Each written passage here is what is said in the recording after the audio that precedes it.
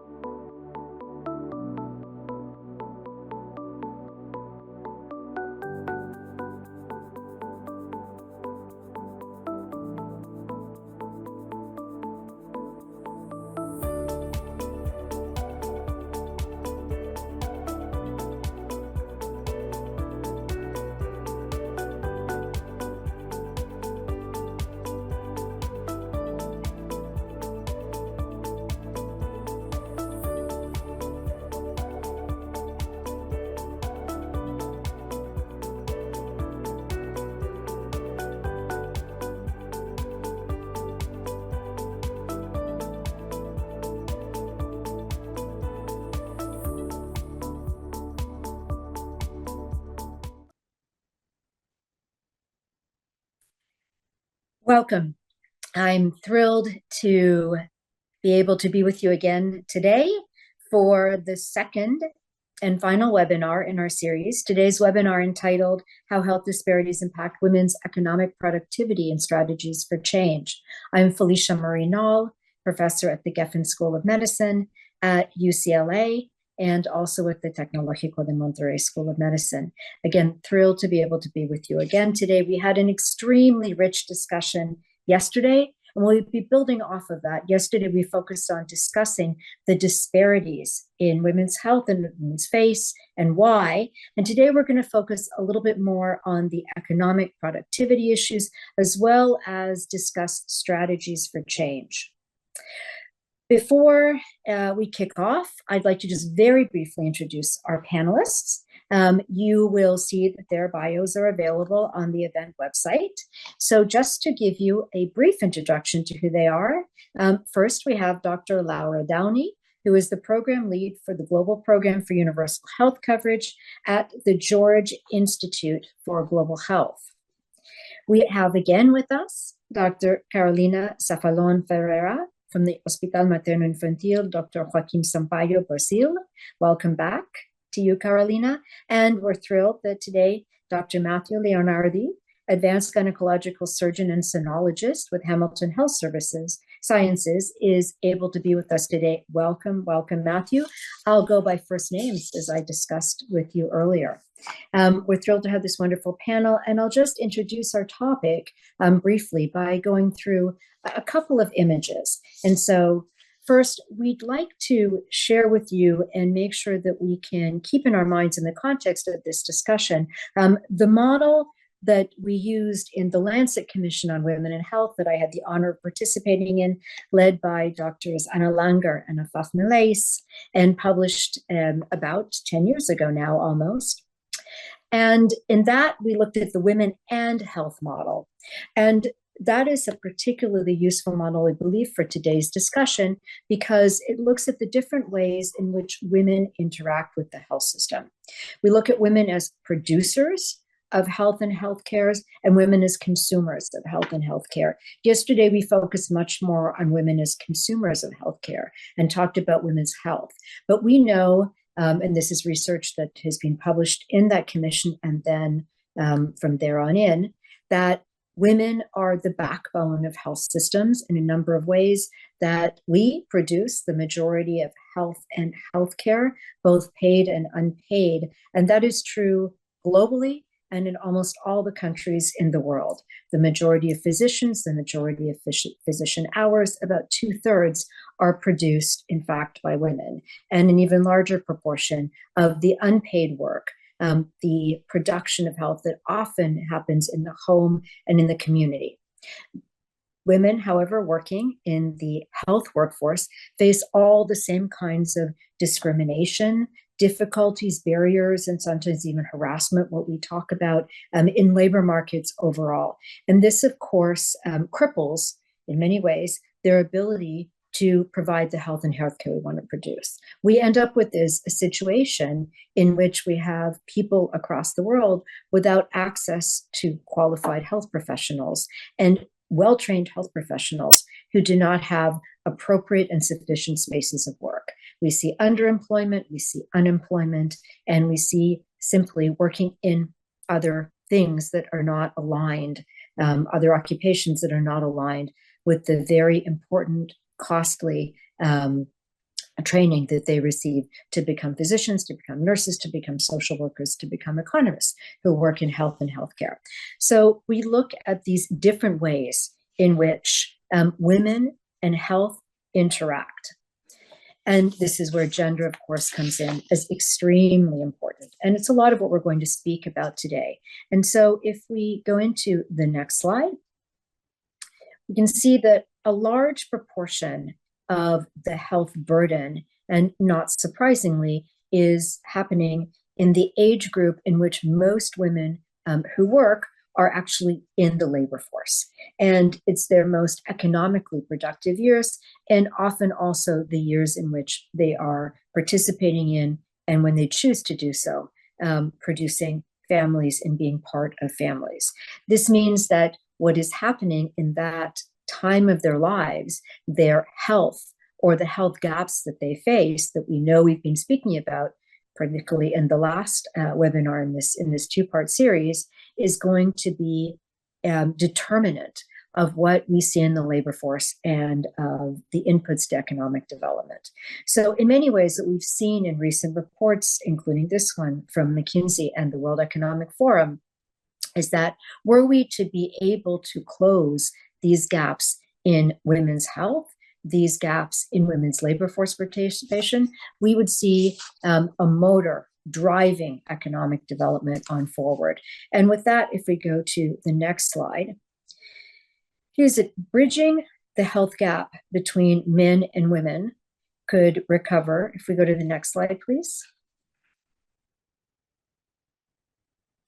About 75 million disability or adjusted life years or DALYs per year.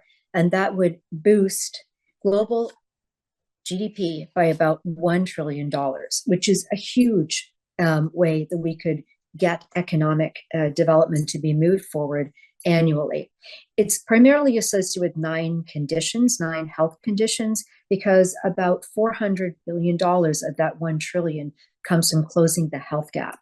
And that is those that affect across the lifespan, primarily ischemic heart disease, cervical cancer, breast cancer, maternal hypertensive disorders, and postpartum hemorrhage. And we discussed in depth many of the differences and particularities between cervical and breast cancer. And breast cancer is a tracer disease, a tracer health condition. We talked about that on the last webinar. And then particularly within the health lifespan of women, issues related to premenstrual syndrome, endometriosis, menopause, and migraine. And I would add, although not on that list often, that there's a very important 10th, which is the issue of mental health and particularly depression, that are very important in determining women's labor force participation.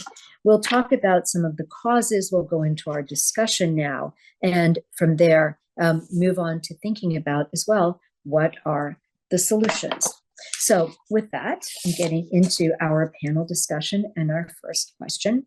I'd like us to spend some time talking about what are some of the social and economic consequences of women's health disparities that have been mentioned and discussed in this symposium, in our seminar, in our webinar on day one yesterday, and what do they mean for women and for society as well as the economy? And I'd like to suggest that perhaps on this one, Matthew, would you like to start off? Happy to. Thank you. My area of expertise is, as a gynecologist, primarily complex, benign gynecologic diseases. I focus very heavily on endometriosis and persistent pelvic pain. Endometriosis is a disease that is estimated to affect 1 in 10 women in the world. And in fact, in Australia, those estimates are now roughly 1 in 7 women. We all know somebody with endometriosis. We have them in our family, in our workplace. And this is a chronic disease that starts off in adolescence and it runs through people's entire lives, including into the postmenopausal years, which is different than what was previously thought. It was believed that this was a disease that would end at menopause and people would kind of be free of it. And this impacts people at the earliest stage with their success in school, their participation in sports and social events. It limits their ability to attend university or college or hold down jobs. As you mentioned, Felicia, many people are under or unemployed due to health issues. Endometriosis is a very common cause of that, under and unemployment. It then limits their ability to have a life potential. And I see that in my patients who cannot pursue the careers they would like to pursue. They have to quit their jobs. They have to take time off. It's a very burdensome disease. It requires a lot of effort and time, not just to attend medical appointments, but for surgical recovery, for example. And it does cost a lot of money from the perspective of accessing allied healthcare professional services and even our medical services, though from the Canadian perspective, at least, patients are not paying out of pocket for visiting a doctor or visiting a surgeon. But pelvic floor physiotherapy, psychology, dietitian, all these are extra. And so it does really have a tremendous impact on their potential in society and in the workforce. And there are lots of things that we can talk about through the discussion that can address these issues, a lot of the work that we're doing in enhancing diagnosis. So happy to make that more of an engaging dialogue if you'd like at some point through this conversation. Thank you, Matthew. And I was so happy to hear the Canadian accent. As a Canadian living right now in the United States, we won't go there, but we know that Canadian accent. I know that Canadian accent. I was born near where you are.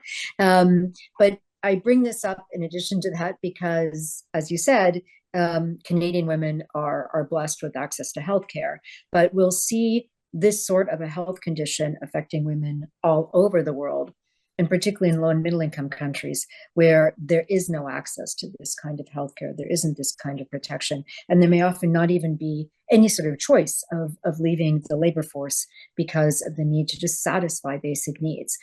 So this is a health condition that is going to place a tremendous burden on women around the world, particularly where they have no access to healthcare. And thank you for all you're doing. Carolina, I'm sure you'd like to jump in on this as well from your perspective from Brazil. Yes, I will start to talk about menstrual cycle too, complementing of the thing that Dr. Leonard said. Here in Brazil, we have a huge problem that have economical impacts that that's called now as poverty menstrual. It's a term that they start to mean the women who don't have access to basic conditions of hygiene. So it's around 4 million Brazilians. They don't have access to shower, to pads, and to simple things. So these conditions is increased by the lack of sex education, lack of diagnostics like endometriosis and other menstrual anomalies. So also there is a public program to help this woman, like focus in women's health.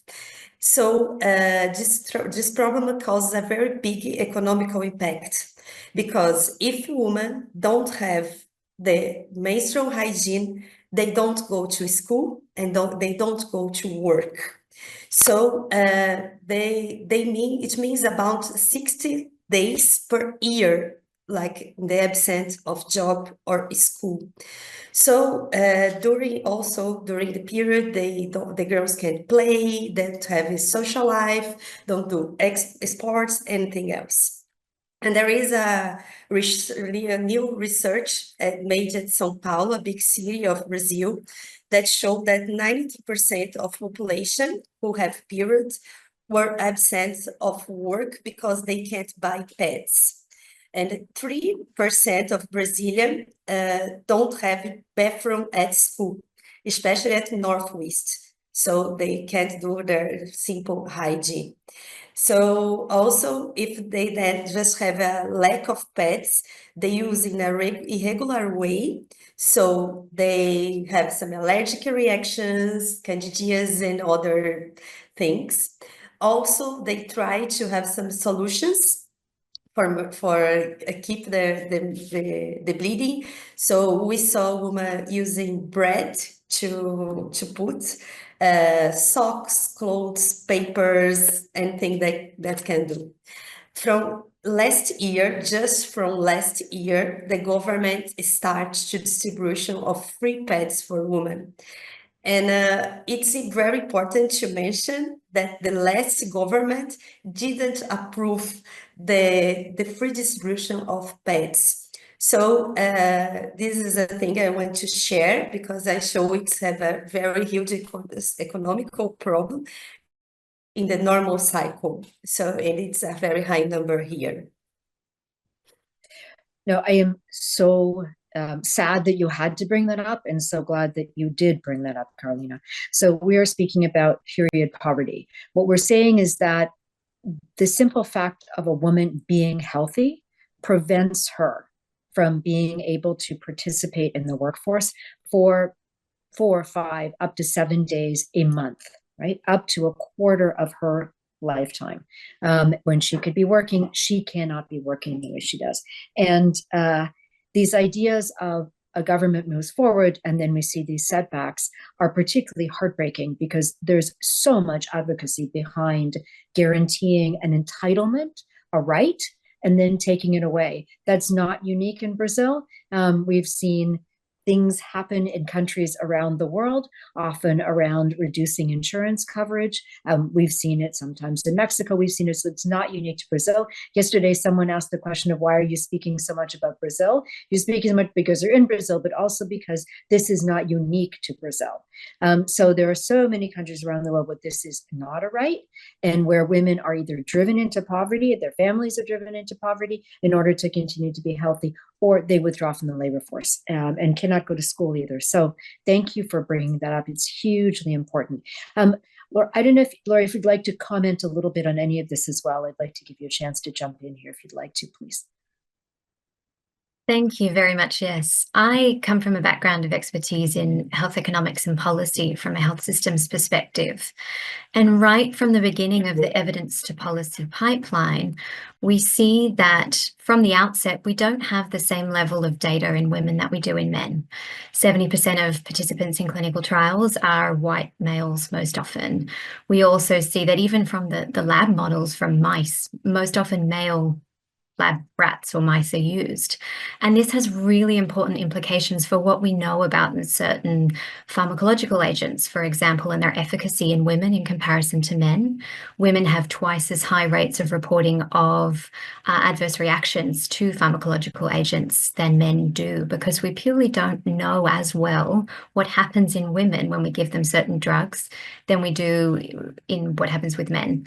We also know that we don't necessarily get dosing right. based on what women need in comparison to what men need. When it goes to delivery of clinical care, most of our standard treatment guidelines are again based on a one-size-fits-all approach, and that one size tends to be a male. And that means that when it comes to delivering care, our clinical care practitioners aren't trained in medical school to adequately recognize the different ways in which women may present or experience a condition in comparison to men. So cardiovascular disease is often considered as a male disease, and in fact, it's the leading cause of death in women worldwide. We have what are recognized in clinical guidelines as typical signs of heart attack, the pain down your left arm and the pain in your chest, and the atypical signs of a feeling of kind of dysphoria, malaise, maybe forgetfulness. And yet this is typical of how women present. So we really need to start to think about how can we better collect evidence using a gendered perspective and sex and gender disaggregation of our data to understand what happens in men and what happens in women. We need to have better pipelines for how to transfer that into clinical care delivery. And then once we start to deliver this more person-centered care from a gendered lens, we start to have equal opportunity for both men and women to live healthy lives. We know that women live longer lives in worse health than men. And this has really important implications on the way in which they're able to contribute to the economy, the ways in which they interact with the health system, and early intervention is much more cost effective and therefore less costly on a health system and on an individual paying for their care in numerous countries around the world in which out-of-pocket expenditure is the primary determinant of people falling below the poverty line.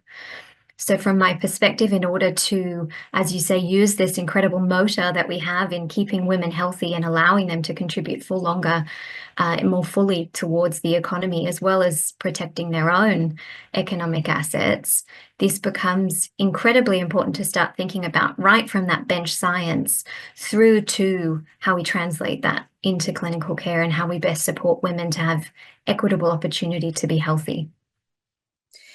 And we talked a little bit about this yesterday, of course, Laura, and I just want to highlight the importance we're thinking about.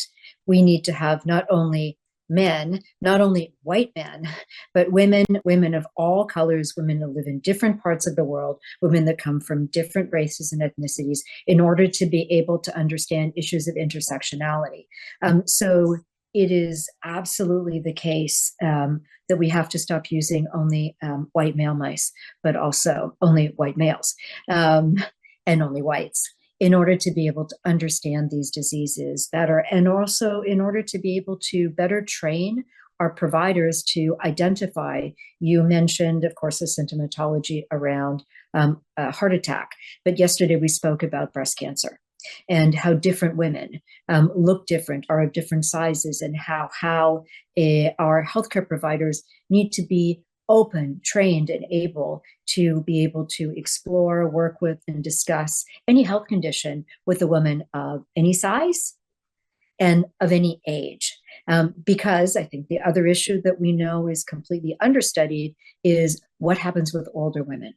Once they're not necessarily reproductive or economically productive, does not mean that they're of lesser value, yet they're not included almost ever, especially if we have the layered issues of color, of race, of ethnicity, of poverty onto those. I'd like us to go on to another determinant that we haven't talked about very much, but which is a huge, I believe, and I think we would agree, overhanging issue that is going to explain a lot of the crises faced in women's health in our world going forward, and already is to date, which is the issue of climate change. And climate change as an amplifier of women's ill health and lack of health, but also the disparities in women's health. So I'd like us to begin to discuss those issues of climate change and environmental issues, how they contribute to these disparities, and what are some of the consequences? What can we do about it? And well, I'm tempted to go straight back to you because I know this is one of your topics, and see if you'd like to comment on that. Thank you. Yes, this is something that is really we can't hide from. Climate change is the most pressing threat to population health. And it really disproportionately impacts women. And this is something that we're increasingly generating an evidence base around so that we can understand the full extent to which this is happening. As you rightly state, we know that climate change is an amplifier of existing social, economic, and health inequity. And this is a driving force behind why it disproportionately impacts women, because women worldwide are socially, economically, and health disadvantaged. And climate change is really driving those gaps in health and economics between men and women in particular even bigger. We know that women are 14% more likely to die in a climate emergency in comparison to men. Women are 80% of those displaced by climate change. We also know that specific climate exposures disproportionately impact women. For example, gender-based violence exponentially increases during times of extreme heat exposure. And we see this both in ambient heat waves, as well as in Australia in particular, we experience relatively frequent and intense bushfires. And we have strong data now to suggest that women are disproportionately impacted in times of exposure to bushfire of gender-based violence.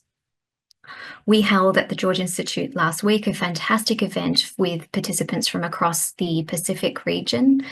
And within that forum, we learned that around 8 out of 10 women experience gender-based violence as a consequence of frequent environmental disaster exposure. And this is something that we see in almost every country around the world now, and we're gathering data on.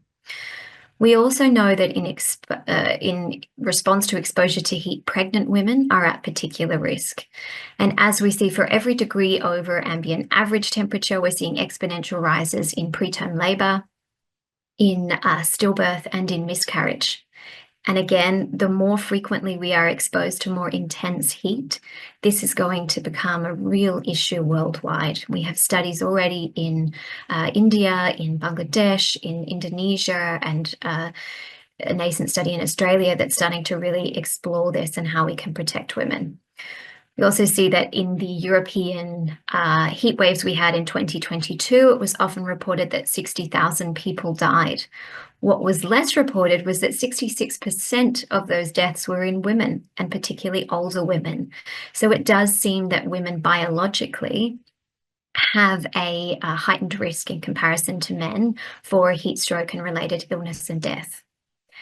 Pollution is another exposure that women seem to be disproportionately impacted by. We know that women are more likely to suffer respiratory distress, that children are also more likely to experience respiratory distress, and that again, exposure to harmful toxins in the air as a consequence of pollution also have really dire consequences for pregnancy outcomes. So when you ask about what we can do about this, again, as a health systems scientist, I'm really looking at the policy lens through all of this. We know that 7 out of 10 global leaders are men, and that has really important consequences for not concentrating on the different impacts that women have, but also on this hugely important untapped potential that women have to contribute to change. So the Intergovernmental Panel for Climate Change recognizes women as a crucial untapped resource in that they're not contributing to policy, their voices aren't being heard at the policy table, and therefore they're having their arms tied behind their back when it comes to taking meaningful action. There are some really important movements that are building across the world, led by organizations like UN Women, the Gender Environment Data Alliance, the Pacific Islands Climate Action Network and their Gender Justice Program. ActionAid is another.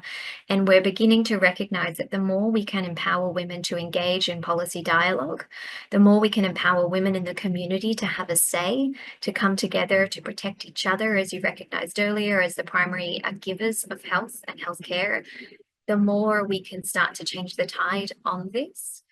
But it's something that I really am passionate about, it kind of building a call to action for policymakers, for us as healthcare practitioners, as academics, as policymakers, to come together from our multidisciplinary perspectives to recognize that climate change really is a gendered issue. We need to empower women to be involved in the policy and to act on this together for closing that gendered health gap when it comes to climate exposure, for health system resilience, for protection of health for all of us. Thank you. No, absolutely. Thank you for sharing these data's perspective, the need for the call for action, which is incredibly sobering. You mentioned that biologically we are more susceptible, but when you layer onto the biological, the social, and the economic risk, that's where this becomes a multiplier effect for this to be a crisis for women, less able to protect ourselves, less able to find adequate shelter, more need to migrate under forced and difficult conditions. And also that you brought up the issue of gender-based violence. And we talked about this also a little bit yesterday. Some of you know I lead a Lancet commission on this topic. And we already knew that it was 1 in 3 women.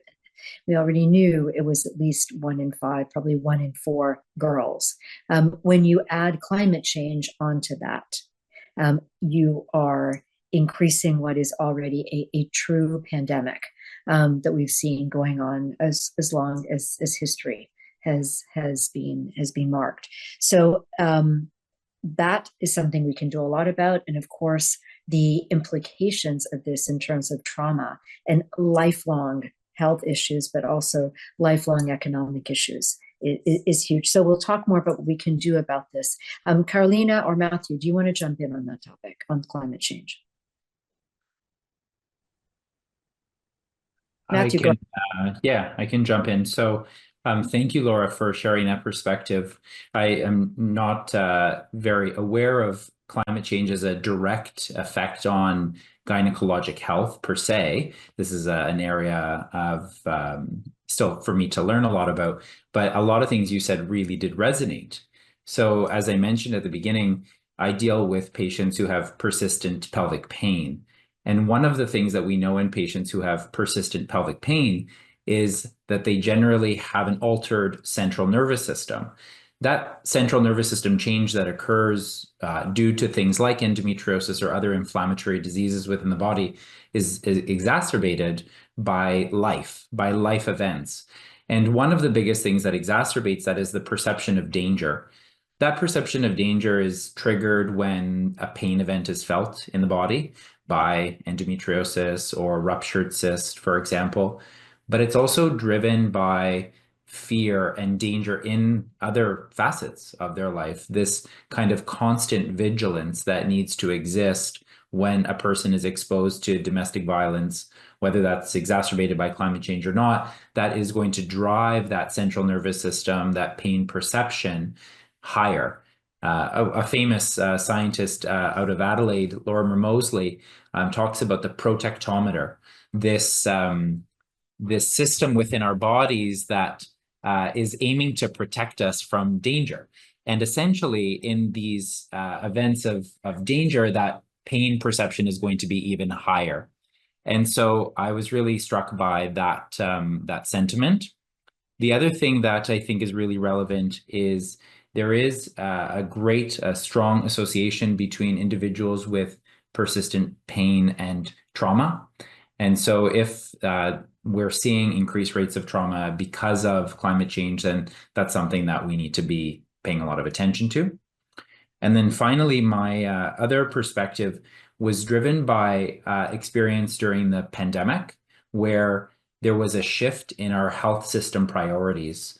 So if we're needing to deal with more pressing matters, gynecologic diseases are not generally prioritized. And even when we're not dealing with major issues in the world, they're not a huge priority for our health systems, very sadly. But we saw during the pandemic, health systems shifted away from dealing with ultrasounds for gynecologic issues. Elective surgeries were put on hold. And in those moments, women were really compromised due to the shift in focus. And so if and we should be doing this, we should be focusing on climate change as the larger issue.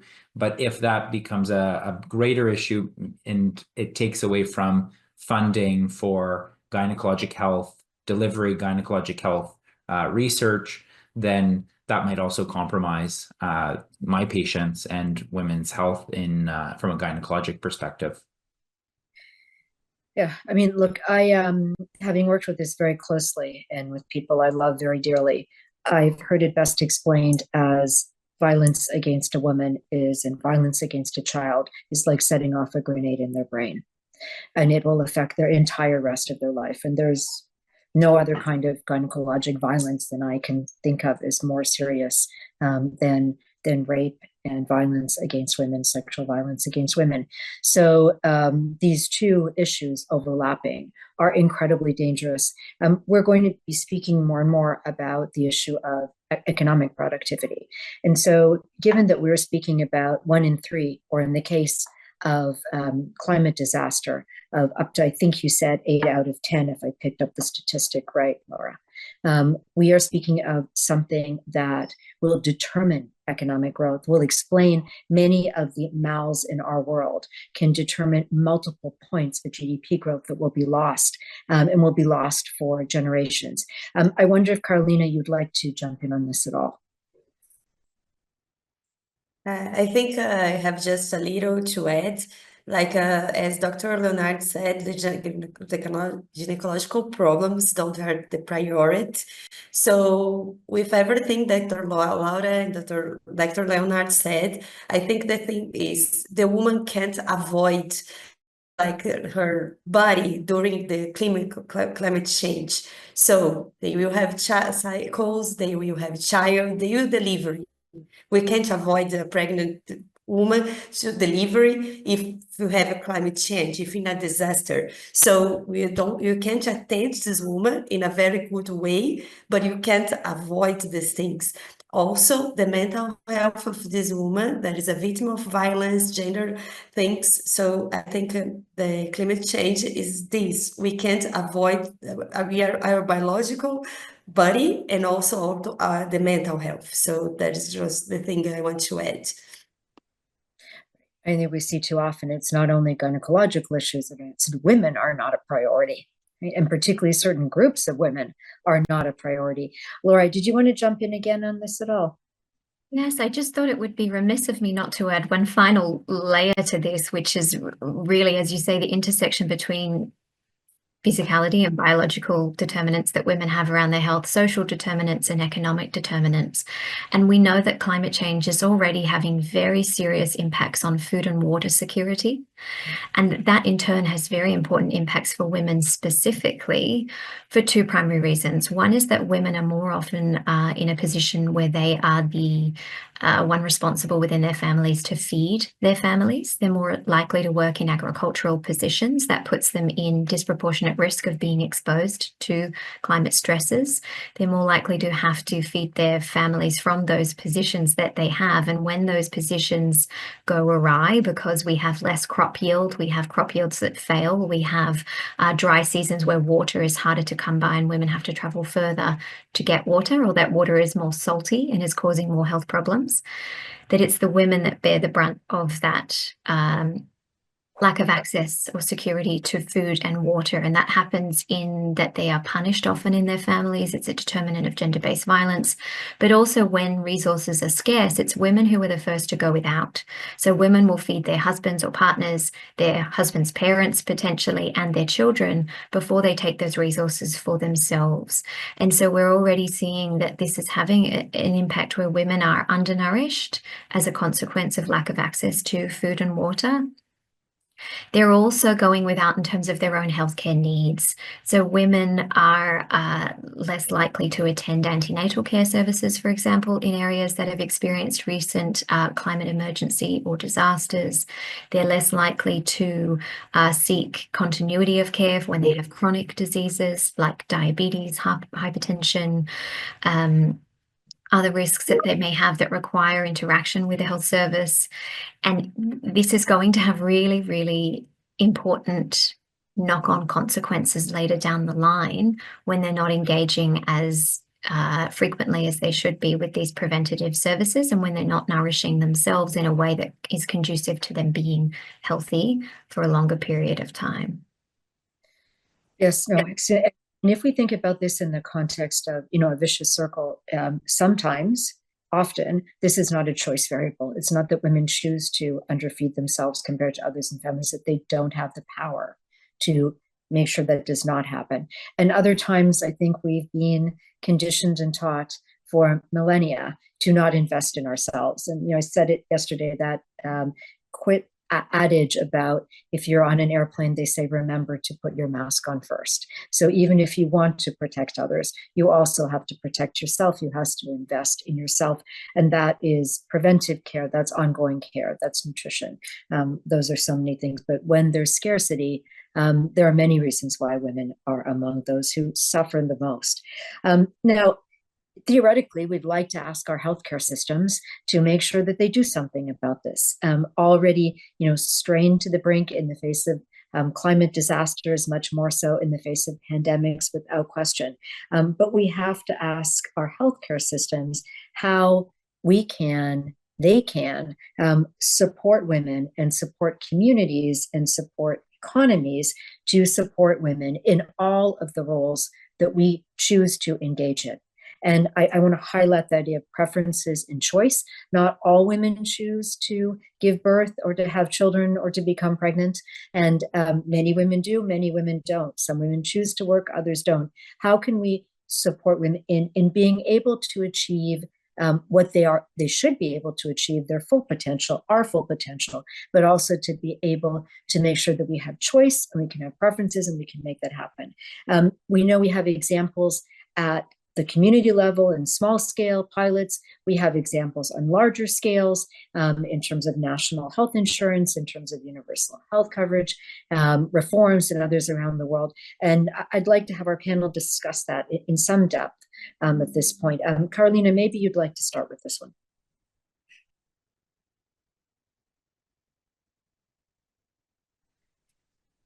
So for me, I bring some data, the things that happen in the world, because the thing that we already since tomorrow, that we don't have so many policies, women is not a priority, so sexual violence, mental health.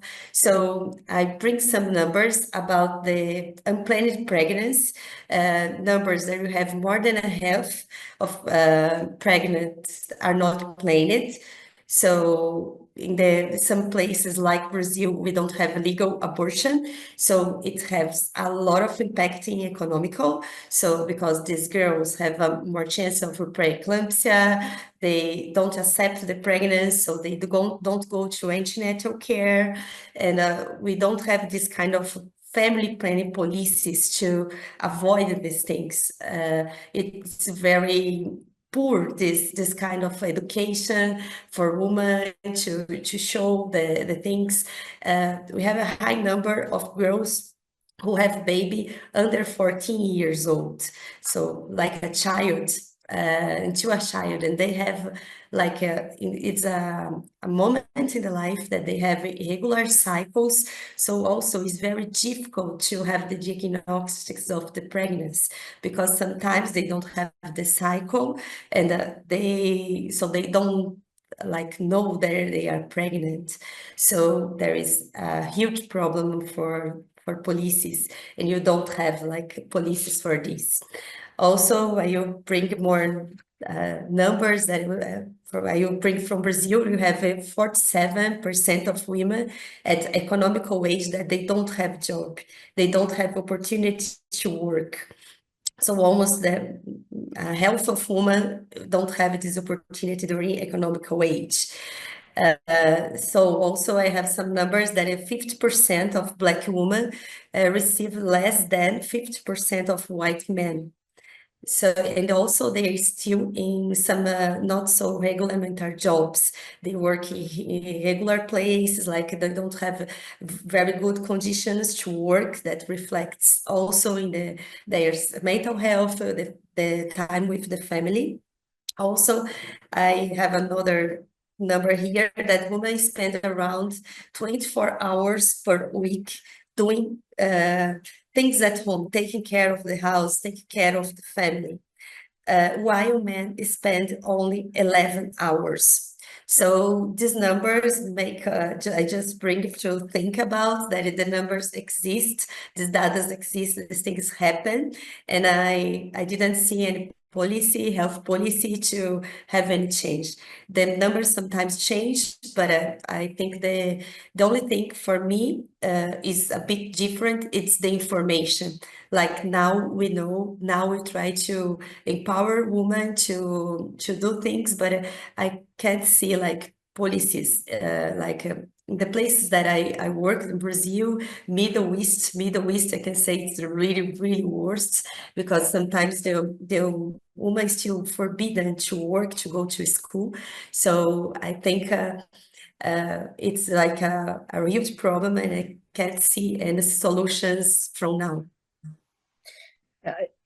Talking about the first point, I think when we're speaking about what is actually a child by definition at age 14, we want to call it what it is, which is rape and child abuse. And these are issues that are not being brought forward the way that they should be, given the number of children and young people that are brutally affected by these problems.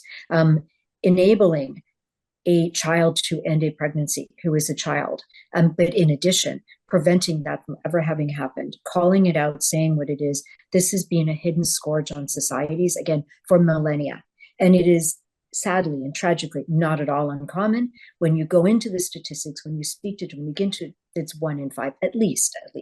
So thank you for sharing those that issue, which is absolutely key when we think about women's health, but also when we think about children's health. These are boys as well as girls who are way too often affected by this. Now, the question we think about, for example, I would say mental health is, and I'd like to get into a little bit more of the systemic issues as well. How can we change health systems? How can we think about providing universal health coverage? What does it mean to think about financial protection and entitlements to appropriate packages that are in fact gender proactive and meet the needs of women as well as others? And Laura, maybe you'd like to jump in on that. Thank you. Yes, and again, from a systems and policy perspective, I agree completely with Carolina that it's data that we need often to drive change. We have this saying as scientists often that what we don't measure, we can't change. And I think that's really important to keep in mind. A lot of the time we are potentially collecting the data but not looking at it. We need to disaggregate by sex as a minimum to understand what's happening in both men and women. And if possible, and we have the data, others who don't identify as either a man or a woman, we have even less data in those groups. So that is really important for us to start to engage in evidence-based action and to take policy initiatives that allow us to target interventions towards the data that we understand. It's really, really important that we also engage women throughout this process, that we have equitable opportunity for participation in the way that research is undertaken, in what research is undertaken, shaping priorities for where we invest our scarce resources, and increasingly so, towards what we study, how we study it, who is involved in those studies, how those studies are used to inform policy, and then have women at the policy table. We need women to be able to review this evidence from their own perspectives, their own views, to contribute that, so that what we produce as countries, as regions, as universities, as private organizations that come together from these varying perspectives, that are truly representative of a wider perspective. And I think elevating the voices of women is going to be one of the best things that collectively we can do and push for to ensure that we work towards achieving that change. Yeah, and sadly, we too often now live in a world where even when the evidence is there, it doesn't seem to matter.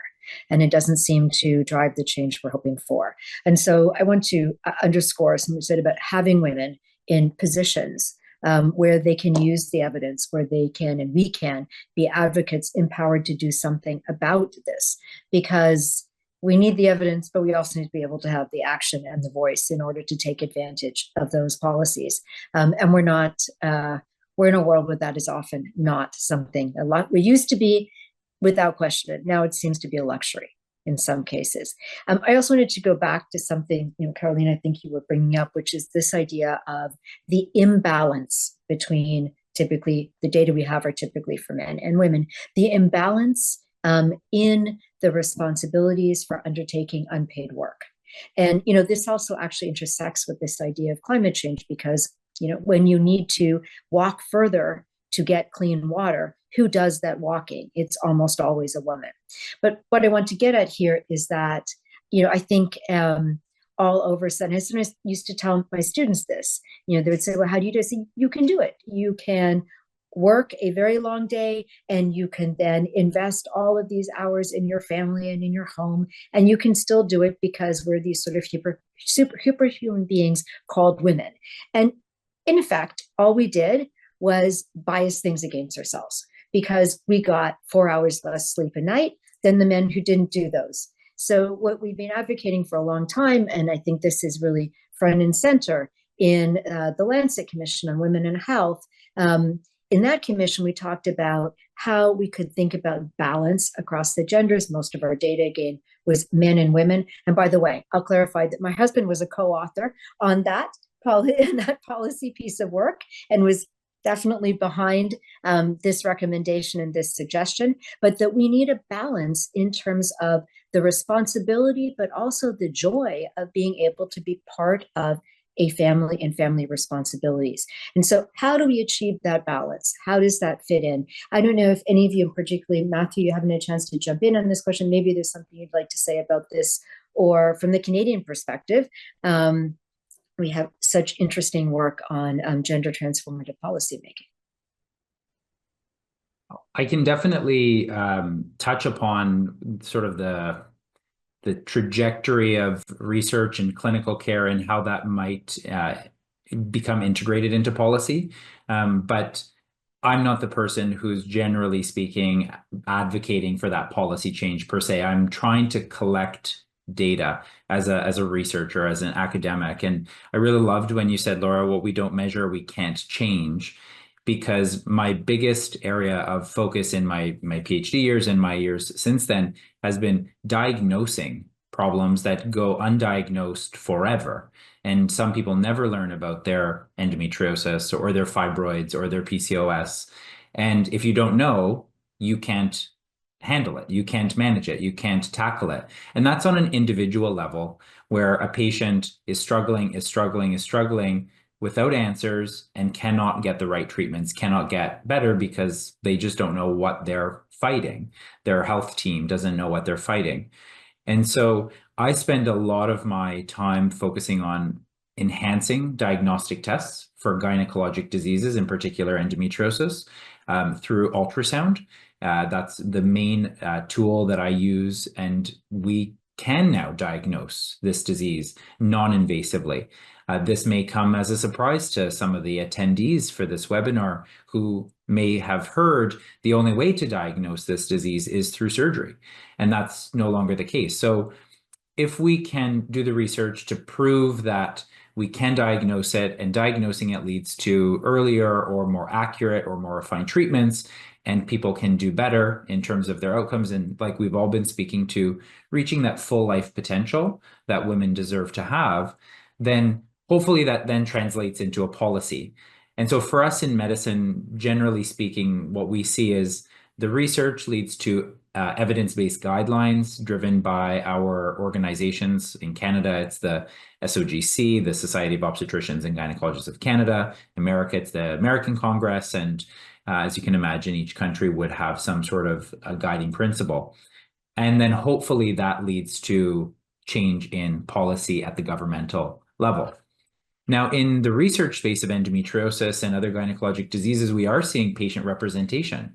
This is a huge asset, because we need to understand what's important to the people who are suffering from these issues. One of the research studies that we're doing is looking at patient preferences for their diagnostic journey, as well as for their treatments, because what we think in medicine might not be what the person in front of us in the office thinks, or actually the general population of women might think different to what their priorities are than what we have envisioned from a medical perspective as their priorities. And so to do this research, we're actually working with patients and patient organizations such as the Endometriosis Network Canada. And we've been very fortunate to win a Canadian Institute of Health Research grant partnering with the Endometriosis Network Canada to help get these answers, to then help implement evidence into guidelines, which can hopefully translate to policies in the future. So I think, I'm optimistic about the trajectory. The question that was posed to us kind of before is what we're doing individually, but our people in our field. And I'm just so optimistic by the energy and enthusiasm of people pushing forward to enhance research in endometriosis and other benign gynecologic diseases with imaging, with AI, with digital health. And I think we're going to see change hopefully sooner than later, but certainly I think we're going to see change in the near future. So let's build off of that. And I think what you were speaking to, if I would generalize it to policy in the future of women's health, is the idea of co-creation of health systems and co-creation of policies with patients, and in this case, with patients who identify as women and who can guarantee that our preferences are part of the choices that are being made. I would have brought up a similar kind of an example around breast cancer, how now we have choices often, not always, between mastectomy and lumpectomy, between different kinds of interventions that can offer the same possibilities for survival that more invasive sorts of treatments were the only option in the past. But this only happens, these new treatments will only happen if we have access to those treatments for patients. And so if we wanted to, and before we go into Q&A, say a little bit about the future of women's health, the way that we might think about how the changes that we've seen in telehealth and telemedicine, the science that we hope will continue to be a priority for investment in our world. How can we see that as a bridge into the future of women's health? And then we'll go to the Q&A, but Laura, maybe you want to jump in on that for us. Thank you. Yes, I mean, there are hugely important and promising interventions that are coming into play and being discussed and increasingly being implemented, as I say, around more commitment to equitable opportunity to contribute to policymaking, around digital interventions that reach women, around engaging women more so that women in the communities can empower each other and lift each other up. And I think that that's a really, really important mechanism when we talk about any health system or health policy, recognizing from the ground up that communities are what make health systems, and ensuring women's health is really the bedrock of whether a health system is successful or not. And so working with communities and women in particular is very, very important.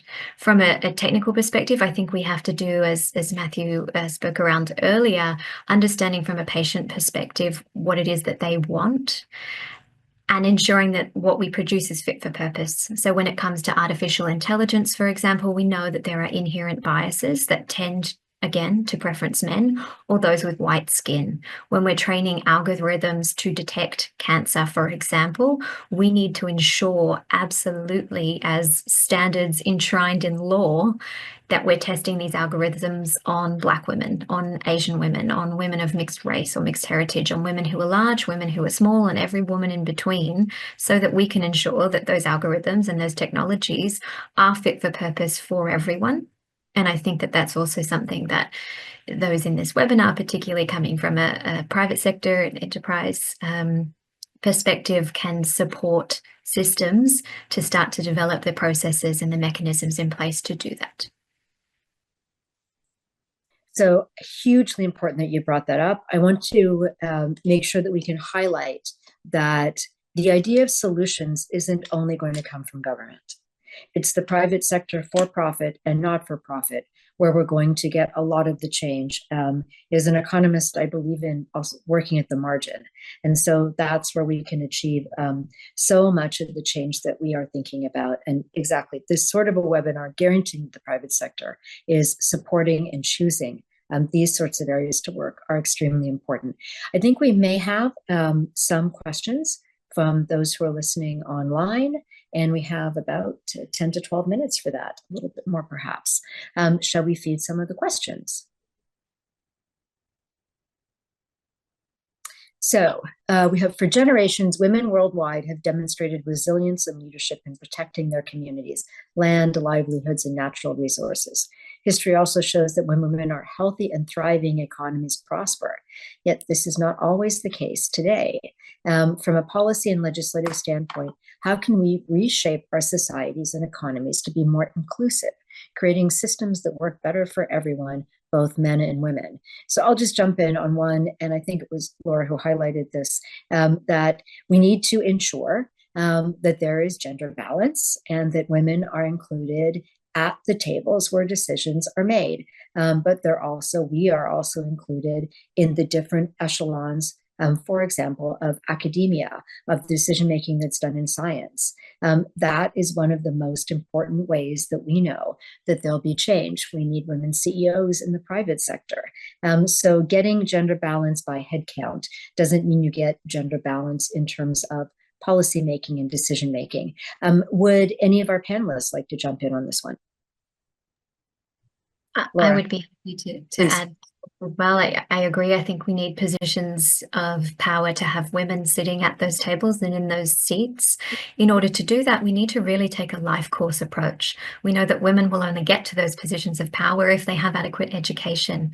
Supporting systems that empower women and girls to go through their education is really important. And engaging on topics like period poverty is a really important area where we know if you provide sanitary towels to girls, you provide them safe spaces where they can change those towels and dispose of them, they are more likely to complete their education. If we go to university, we know again that if there are specific scholarships for women that empower women to be able to economically go through secondary and tertiary education, again, those are really powerful levers that we have to ensure that we have gender equity throughout the education course. Having similar opportunities for women in the workforce are really important. And again, we know that having flexible working policies, for having national policies often that support childcare to alleviate that burden being solely on the shoulders of women, all of these things make a big difference in allowing women to stay in the workforce, empowering them, I should say, rather than allowing, and elevating them to these positions that work better. We also know that we have to get men on board, and something that happens too often is when we talk about women's health and women's rights, we only have women in the room and we're preaching to the choir. So ensuring that we get men on board is also really important. And I think from an economist point of view, this is low-hanging fruit. It isn't that we are empowering women to protect women. We are doing this even if we take away the moral and ethical imperatives, it's better for society. As this question reflects, healthier women is a healthier economy, and a healthier economy is healthy everyone. And I think that recognizing this and having the tools to educate and to engage is very important. And that should also start from early age, where we have new courses and classes for children where we engage boys and girls together to say if all of our voices are heard and we embrace diversity and equity and inclusion, which in some spaces are dirty words at the moment, these are really important concepts that benefit everyone. And having that message embraced from a young age, I think, is one of the most important things we can do to ensure that it is implemented when people reach adulthood. And I just want to add on to that, and not only the treatment, but the prevention of violence against women and girls, which is going to be an enormous determinant of in any space in that life cycle of being able to achieve full potential. Anyone else would like to jump on this one? Carolina, do you want to jump in? I can jump in. So from a health system perspective, one of the things that we see is a concept called double discrimination. Now, this term was, I believe, coined by Professor Louise King from Harvard. She's a gynecologic surgeon as well as has done law school. I don't know if she's technically a lawyer, but she's got a very fascinating perspective. Double discrimination in a gynecologic setting means that gynecologic patients, traditionally cisgendered women, are discriminated against in a health system with respect to access to care, to resources. We see that as well. The majority of obstetrician gynecologists, OBGYNs, are also women. And we can see in our coding systems, essentially the remuneration that a physician gets for performing procedures is significantly less than procedures on a man of equal caliber or on a person generally speaking. And I'll give you an example, at least from an Ontario, Canada perspective. The amount that a gynecologist would receive for performing a hysterectomy was essentially the same amount as an appendix removal, which is significantly different in terms of complexity. Appendixes are usually pretty easy to take out, although some instances they might not be. Uteruses, on the other hand, can be incredibly difficult, and even when they're simple, take many more hours than an appendix surgery. Those two are the same amount of money. So what we see in a health system is doctors are driven away from delivering gynecologic health care because there's not equal remuneration for equal complexity procedures, for example.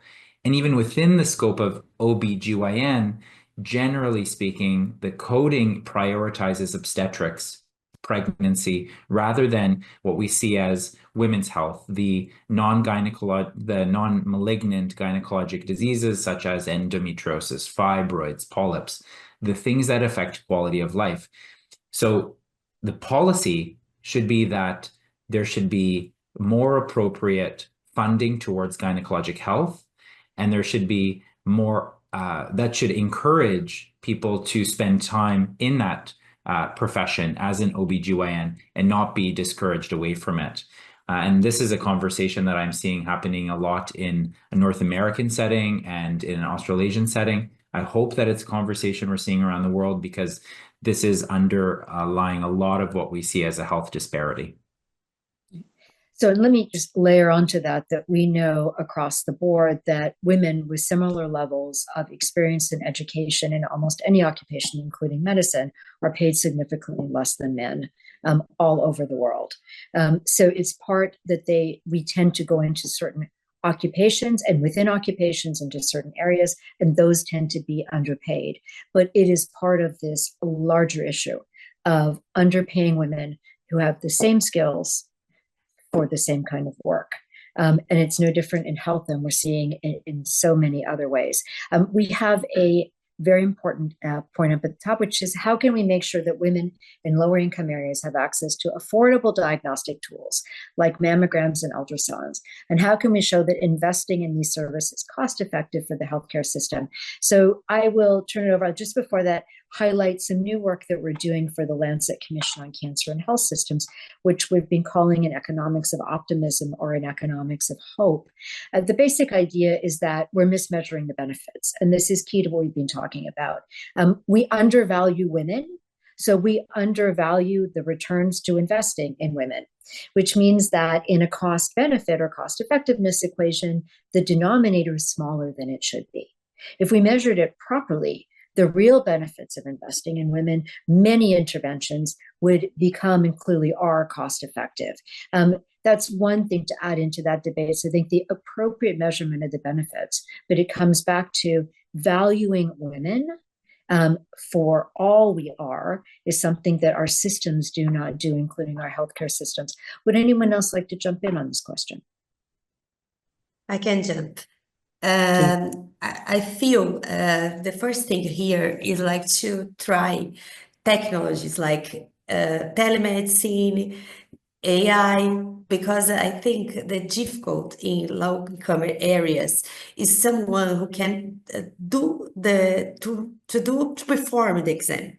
So sometimes we have ultrasounds, but you don't have ability person to do the ultrasound.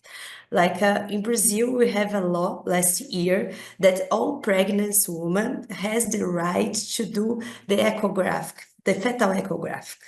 But just a few of areas have doctors that can perform the exam. Like in the city that I live, we don't have specialists for this. So the law doesn't apply.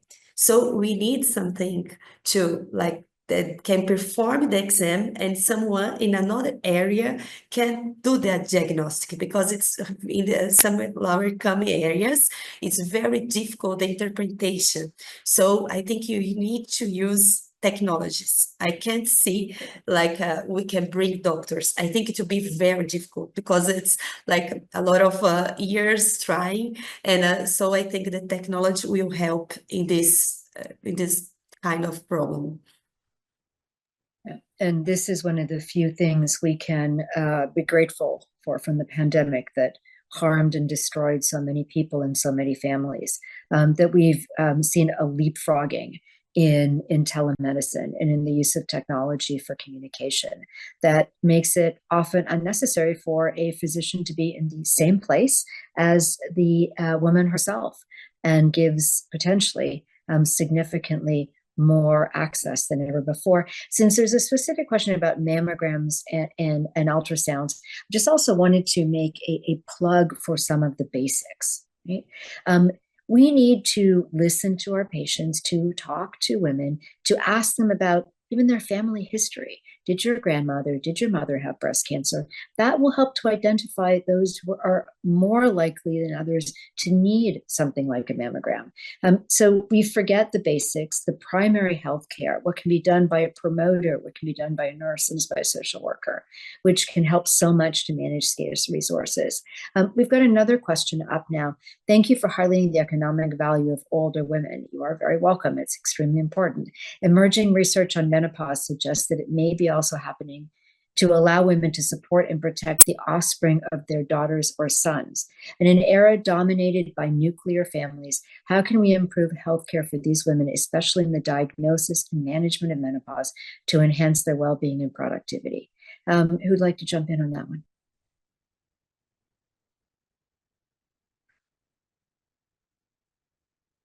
Well, that's a silence. It's probably turned over to me. And I just want to make sure that we are and understanding the second part of that question, which is that the menopause may be happening to allow women to support and protect the offspring of their daughters or sons.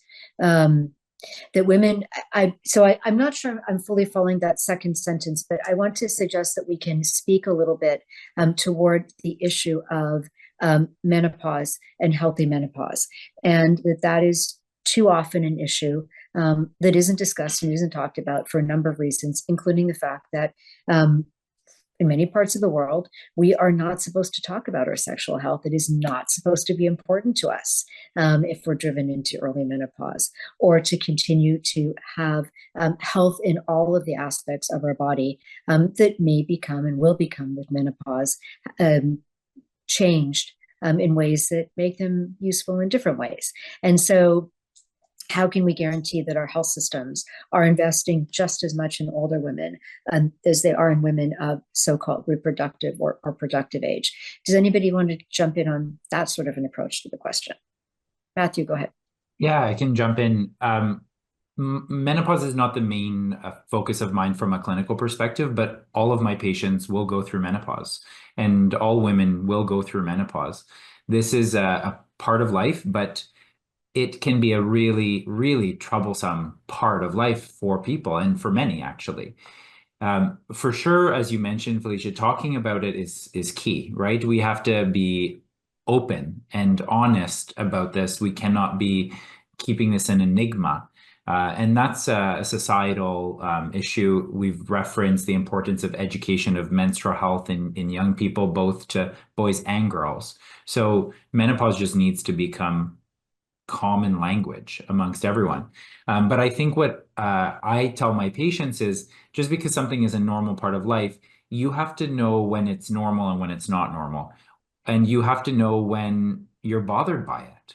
Because my job as a gynecologist is to help you through gynecological issues that are affecting your function, your quality of life, your ability to go to work or go to a party or have sex, whatever it may be.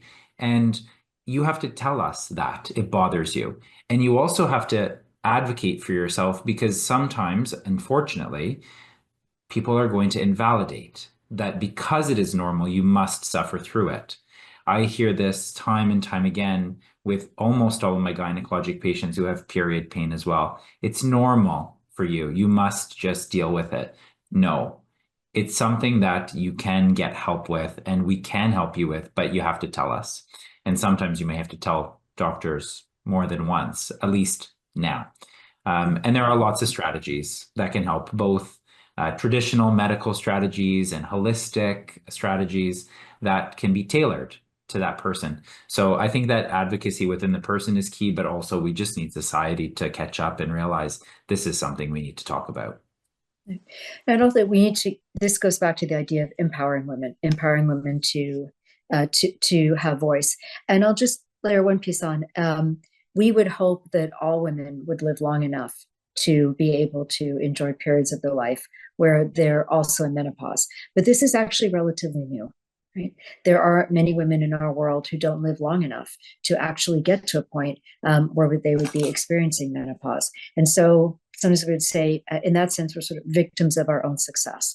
But I want to put that in the positive spin on it, which is that we are seeing women live longer with, as we've talked about in the first, particularly in the first webinar, live longer, but with more issues in terms of ill health, but still live longer. And so given that we are living longer, given that we have more opportunities in many parts of the world to have voice, that means we have a chance of making that life better, healthier, and more fulfilling. And that in turn, as several people have commented on this panel and the data that we shared, that in turn will guarantee for all society and economies that we will be actually seeing enormous gains. So the idea of investing appropriately in women is a way of investing also in economic growth. It is the right thing to do. It's also a good thing to do. I will close thanking the audience who have been listening with us today, and reminding that these webinars are going to be available online for you to listen to and suggest and share with others that they can listen to in the future. We want to, all of us, thank Canon Medical Systems again. We talked about the importance of private sector engagement in these topics, and we are all, every single one of us on this panel, care very deeply about the health of women and about changing, closing those disparities, reducing those disparities. And so the fact that Canon Medical Systems has chosen to invest in this is extremely important to us, and I'm sure to all of those who are listening. A special thank you, I know she's here behind the scenes, to Marta Satake, who's been coordinating this for us for many weeks to make sure that we could all be on this webinar and think about the topics and the data and the evidence that go behind them. I know that there's going to be a brief survey offered to all of those attendees to give some of your feedback on the webinar and to share what you found useful. And to go back to the idea of data and evidence, that will be what will help those who sponsored this webinar to be able to ensure that future webinars really speak to the information, the knowledge, the evidence that you would like to get out of spending time listening and thinking about these issues. So again, my thanks. Again, Felicia Marie-Knoll, I'm speaking to you from Los Angeles, from UCLA, and very grateful to have been able to be part of this.